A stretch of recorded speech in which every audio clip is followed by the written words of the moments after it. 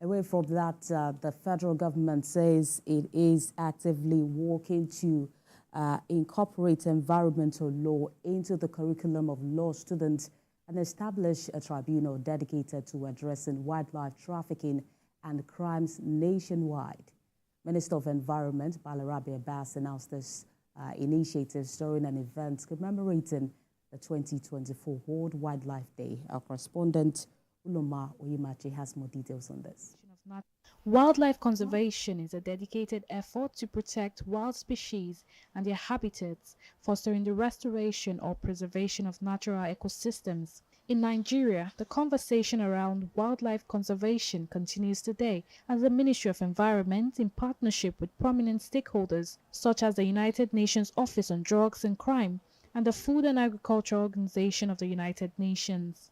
Presenting the International Consortium on Combating Wildlife Crime reports, the UNODC Africa Coordinator, Global Program for Crimes that Affect the Environment, listed 4 cardinal areas including judiciary and prosecution. Nigeria is a country that is currently under suspension in CITES, largely related to the trade of rosewood, West African rosewood. In line with critical areas in this report, stakeholders at the event called for the preservation of wildlife through collaboration. Recent killings of an elephant and a hippopotamus, with the obvious involvements of local authorities, communities, as well as federal law enforcement and security forces, suggest that there is a considerable disconnect between the average Nigerian and the environment.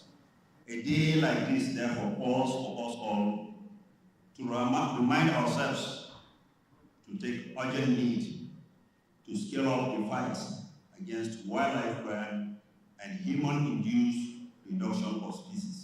Also, the Environment Minister commended the Nigeria Customs Service for their contributions to protecting wildlife, while emphasizing the essence of this year's theme, connecting people and planet, exploring digital innovation in wildlife conservation. In today's rapidly evolving digital landscape, technological advancements offer us unprecedented opportunities to enhance conservation efforts and forge deeper connections between humanity and the natural world. Meanwhile, on the sidelines, the Environment Ministry inaugurated a working group on environmental standards to re-evaluate and re-emphasize the positive environmental practices across Nigeria. Is strictly for members. Uloma Oyimachi, TVC News, Abuja.